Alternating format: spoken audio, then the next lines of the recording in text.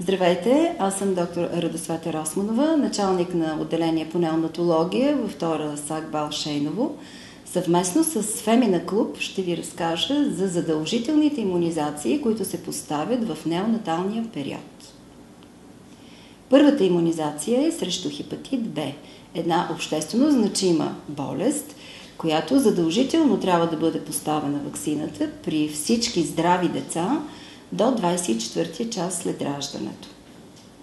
Ваксината е с обем от 0,5 мл, поставя се мускулно в специална еднократна спринцовка, пригодена за новородени. Няма значение на кое от двете бедра се постави. При майки, които са с повишен риск, т.е. носителки на антиген срещу хепатит Б, желателно е тази ваксина да бъде комбинирана с хиперимунен имуновенин, който да повиши имунитета на бебето срещу евентуално заразяване с хепатит Б, причинен от майката.